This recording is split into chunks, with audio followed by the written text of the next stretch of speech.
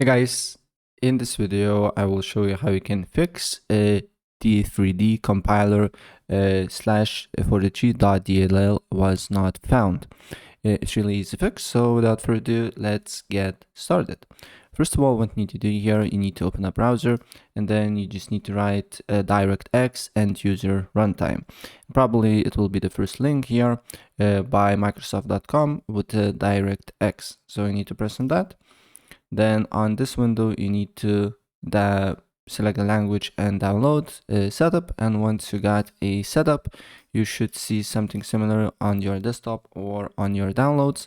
So what you need to do here next is to open up, press I accept agreement, make sure to deselect this, install the Bing bar, and then install latest DirectX version to your computer. And once it's done, as you can see here, it's installing. And once it's done, you just need to restart your computer and the problem should be fixed.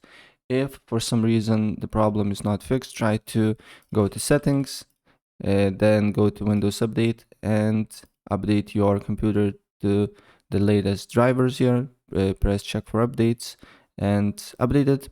And also update your GPU drivers. I'm using NVIDIA, so there is GeForce Experience to me.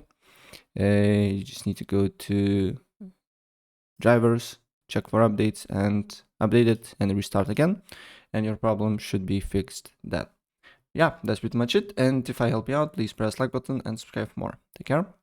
Bye.